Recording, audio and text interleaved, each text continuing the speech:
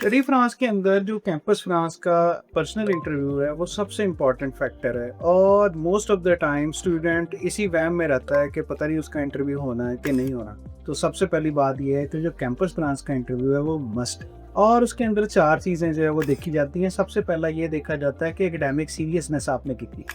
दूसरी चीज़ ये देखी जाती है कि आपका स्टडी प्लान क्या है। तीसरी चीज़ ये देखी जाती है कि आपकी जो फाइनेंशियल अंडरस्टैंडिंग है इस पूरे प्रोग्राम के लिए वो कैसी है, आपने किसी चीज़ को किसी फैक्टर को कैलकुलेट करना मिस तो नहीं कर दिया। और जो चौथी चीज़ देखी जाती है वो ये देखी जाती है कि क्या आप जेन्युइनली स्टूडेंट भी हैं या आप किसी और काम के लिए वहाँ जा रहे हैं। इसको वो अच्छे तरीके से असेस करते हैं। जो इंटरव्यूअर होता है, जो आपका इंटरव्यू कर रहा होता है, उसकी ये जिम्मेदारी होती है कि फ्रेंच कॉन्सुलेट को वो ये रिपोर्ट दे कि उसकी आपके बारे में क्या असेस। तो इस लिहाज से ये उनकी जिम्मेदारी है और उन्होंने अपनी जिम्मेदारी को हर तरीके से जो है ना पूरा करना होता है और वो उसे भरपूर तरीके से पूरा कर। जितना वो आपका अच्छा इंटरव्यू करेंगे उतना ही आपका वीजा लगने का चांस ज्यादा है। अच्छा, अब हम बात करते हैं कि जो इंटरव्यू है ये है क्या। जैसे मैंने बताया कि ये इंटरव्यूअर जो होता है उसने आपके बारे में एक रिपोर्ट देनी होती है। पाकिस्तानी स्टूडेंट्स जो है उनको ये वहम रहता है कि अल्लाह जाने उनका इंटरव्यू होना है कि नहीं होना। हाँ, बास कंट्रीज के लिए मशहूर है कि उनका इंटरव्यू होगा या नहीं होगा, लेकिन इसका इंटरव्यू जो है वो मस्ट है। दूसरी चीज ये है कि इंटरव्यू का ड्यूरेशन क्या है। तो इंटरव्यू जो है वो आम तौर पे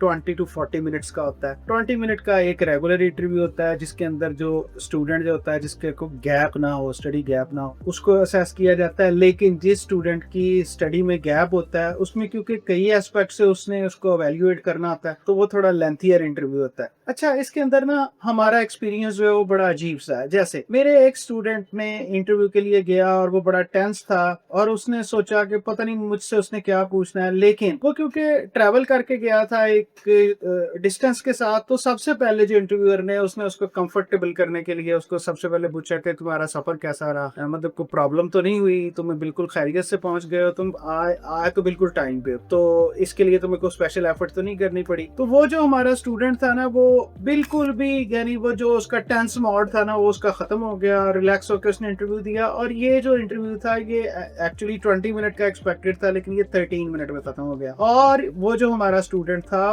उसको उन्होंने पास भी कर दिया उस इंटरव्यू के। अच्छा, पास का जो है ना स्टूडेंट इस वजह से टेंस होते हैं कि अल्लाह जाने उसने क्या पूछना है, और हालांकि वो जो इंटरव्यूअर होता है ना उसने एक विन विन सिचुएशन क्रिएट करनी होती है। अब विन विन सिचुएशन उसने इसलिए क्रिएट करनी होती है कि बेसिकली आपके अंदर का टैलेंट जो है ना उसको वहां लेके जा रहे हैं, उसको वो ट्रेंड करेंगे और अपने लिए इस्तेमाल करेंगे। अब हमारे जो लोग हैं वो पहले से ही टेंस हो जाते हैं कि पता नहीं कितना मुश्किल होगा और वो अपने इंटरव्यू को खुद इस तरह से खराब कर ले। एक और चीज भी जो हुई वो ये हुई कि इसी स्टूडेंट का जो है जो इंटरव्यू लाइव हुआ या वहां जाके फिजिकली इसको अपीयर होना पड़ा, और इसी बैच के अंदर एक और स्टूडेंट था जो इतने की डिस्टेंस से जा रहा था और उसके लिए उन्होंने कहा कि नहीं, हम आपका जो है ना ऑनलाइन इंटरव्यू करेंगे। अब जिस वक्त आप इंटरव्यू के लिए जाते हैं तो आपको कुछ डॉक्यूमेंट्स जो है ना वो लेके जाने हैं। जैसे आपको अपना जो एप्लीकेशन फॉर्म है वो लेके जाना है, अपना रेफरेंस नंबर लेके जाना है, आपको अपना पासपोर्ट लेके जाना है, आपको अपने क्रेडेंशियल्स लेके जाने हैं, एकेडमिक क्रेडेंशियल्स, आपको अपना एसओपी लेके जाना है। तो ये सारी चीजें, और अगर आपका ऑनलाइन इंटरव्यू है तो ये चीजें आपकी रेंज में जरूर होनी चाहिए, लेकिन इसके लिए आपको वो हैसल तो नहीं करनी पड़ेगी जो आपको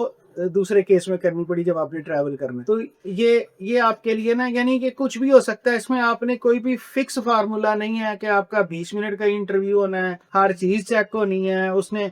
अच्छा, इसकी लैंग्वेज का भी एक आपको ऐसा एस्पेक्ट बताते हैं जो शायद आपने पहले भी सुना हो, लेकिन जो हमारे बच्चे ए लेवल वाले हैं उनमें से बाज बच्चों ने ए लेवल में फ्रेंच पढ़ी हो, वो जिस वक्त पूछते हैं ना ऑप्शन के would you go for English और एनी अदर लैंग्वेज, और उसने कह दिया कि फ्रेंच, और उसने उसका फ्रेंच में जब इंटरव्यू करना है तो उसके विन करने के चांसेस बहुत ज्यादा, क्योंकि ये बिल्कुल एक थोड़ा नंबर होता है जो फ्रेंच के अंदर इंटरव्यू आपका इंग्लिश में होगा प्राइमरीली, उर्दू में नहीं होगा, पंजाबी में नहीं होगा, वहां पे कोई बंदा आपको हाथ नहीं पवाएगा। आपने इंग्लिश में अपना इंटरव्यू तैयार करके जाना। अच्छा, इंटरव्यू के अंदर जो है ना 6 चीजें होती हैं जो आपसे वो पूछते हैं, वो मैं 6 चीजें आपको बता देता हूँ। तो लैंग्वेज तक का तो मैंने आपको बता दिया कि वो इंग्लिश में होना है, और अगर आपको फ्रेंच आती है तो ये आपके लिए बहुत अच्छी चीज। अब आपने ये देखना है कि आपको जो है ना, मतलब इंटरव्यू के लिए बुलाया क्यों गया। तो इंटरव्यू के लिए ना, इंटरव्यू में आपको इसलिए नहीं बुलाया गया कि आपको रिजेक्ट करना। अगर उन्होंने आपको रिजेक्ट करना होता तो आपको वो अप्रूव ही ना करते इंटरव्यू के लिए। तो उनका मकसद ये होता है कि आपके अंदर का ना जो जेन्युइन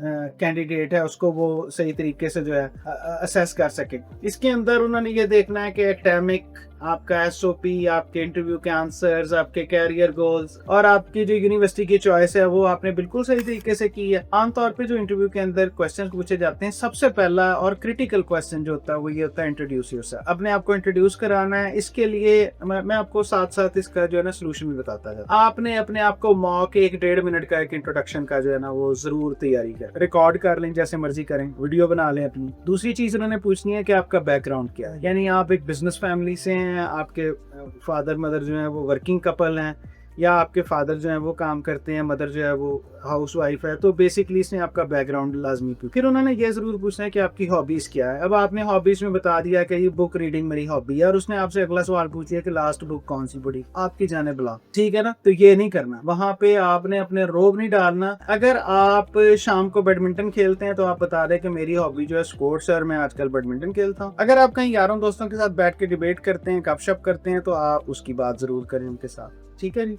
तो ये सारी चीजें जो हैं ये आपने बिल्कुल उनको क्लियर बतानी है। उसके बाद उसने आपसे पूछना है कि फ्रांस क्यों, और जो है आपने फ्रांस के अंदर से, मतलब ये जर्मनी या आपने यूके या आपने यूएसए क्यों नहीं लिया। फिर उसने आपसे ये पूछना है कि आप फ्रांस के बारे में जानते क्या, जिसके कल्चर के बारे में क्या जानते हैं, आप इसमें मर्ज कैसे करेंगे। फिर आपके कोर्स के बारे में क्वेश्चन होगा कि आपने ये कोर्स क्यों लिया, ये यूनिवर्सिटी क्यों ली, और इस तरह की सारी चीज, यानी आपका कोर्स रिलेटेड और आपका यूनिवर्सिटी रिलेटेड जो है प्रोग्राम रिलेटेड। फिर आपके फ्यूचर प्लान के बारे में पूछा जाएगा कि आपके फ्यूचर प्लान क्या हैं, आप इनको कैसे करेंगे, इसके लिए आपने क्या क्या सोचा हुआ है, ठीक है जी। एक उन्होंने आपसे ये भी पूछना है कि ये जो स्टडी है कि आपके फ्यूचर प्लान को अचीव करने में आपकी हेल्प करे।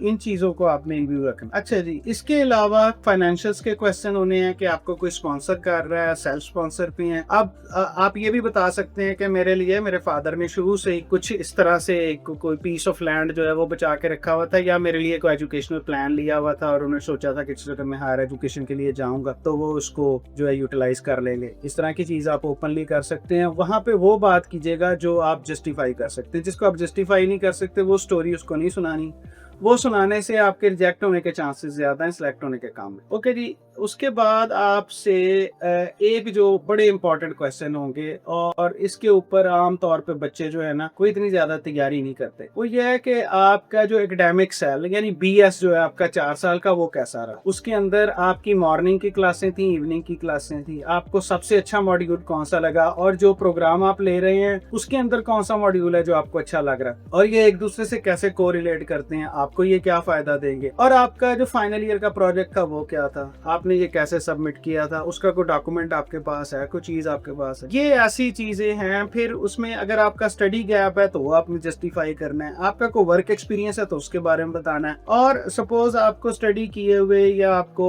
फाइनल प्रोजेक्ट सबमिट किए हुए 1 साल से ज्यादा हो गया, 1 साल बाद आप एडमिशन ले रहे हैं, तो इसे 1 साल में आपने अपने आप को किस तरह से उसके साथ तरह से अपने आप को रिलेटेड रखा है। तो ये वाली चीजें जो है ना ये लाजमी तमाम इंटरव्यूज के अंदर जो है ना आपसे पूछी जाए। तो इसके लिए बगैर टेंस हुए अच्छे तरीके से एक विन विन सिचुएशन क्रिएट करने के लिए तैयारी करें, और होपफुली अगर आप इन तमाम लाइंस पे थोड़ी सी रिहर्सल कर लेते हैं तो आप इस इंटरव्यू को बड़े आराम से बीट कर सकते हैं।